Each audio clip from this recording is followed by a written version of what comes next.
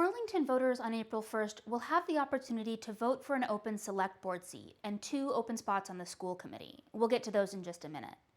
But first, further down the ballot, 2 new voices are vying for 1 open seat on Burlington's Recreation Commission. Lindsay Carlson and Brian Pupa are both competing. In forums with BNEWS, both candidates emphasized that as parents and longtime community members, they're invested in building parks and programs that work for everyone, and they both shared visions for the Commission's future.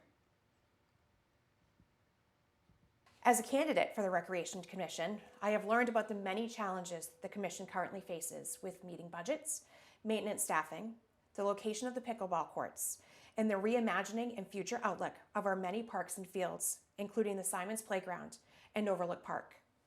I am excited about the proposed 20-year facility plan, which will further seek the public's help and opinions on what they would like the parks to offer through focus groups and needs assessments. I look forward to building relationships with private funders who make many of the town events possible. I think there's some opportunities for growth on the board. I know that the playground structure at Simons Park, for one, it's probably coming towards its useful lifespan. And I think that's going to be a project that the board is going to have to tackle at some time. And I would like the opportunity to help with that. I think another opportunity is the property they have at Overlook Park. Once the maintenance facility moved and they vacated up there, I think there's an opportunity up there to invest in the parks up there. We also spoke with Jim Tiggis, who's running unopposed for his 3rd term on the Burlington Select Board. Tiggis said he's excited to continue working on the issues, including the connection to the MWRA. I want to continue working until we get the water issue resolved the best that we can. There are a lot of other things going on around town I want to make sure that I continue to pursue. There's things I've spoken on, and I want to make sure that things I've said I want to get done, get done. And in a formal debate hosted by Alan Folds with questions from myself and local independent journalist Nikki Cadillac of Burlington Buzz, 3 candidates for 2 school committee seats made their case for your vote. Those candidates are Catherine Bond and Carl Foss, the current chair and vice chair of the school committee, and challenger Jeremy Brooks. The wide-ranging discussion covered how candidates would prioritize upgrading and replacing BPS schools, their approaches to diversity, equity, and inclusion, and their thoughts on attracting and retaining talented and diverse teachers.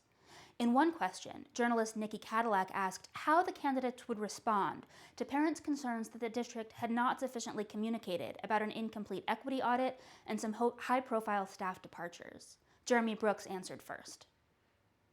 So you bring up a lot to unpack there between the audit, the departure of a lot of staff, and what we need to do.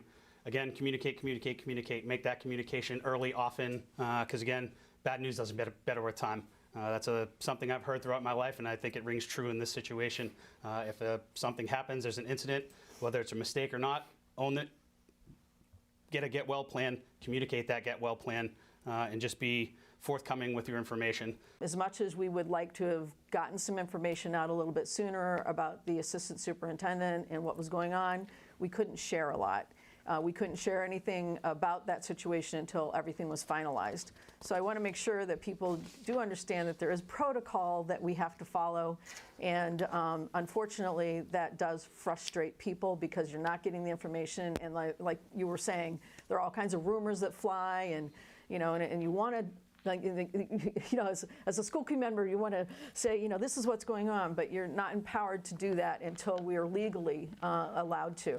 And it is an issue that needs to be addressed because the perception it's not a good look for the district.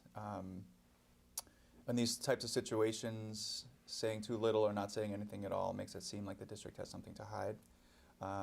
As Catherine mentioned, there are certain aspects that we're not able to discuss because it's legal issues or personnel issues, but the communication does need to be better because we can give people, or give the district, all the stakeholders in the district some information. We need to tell the whole story, but something. The full conversations with all of these candidates are available at bcattv.org. Phil,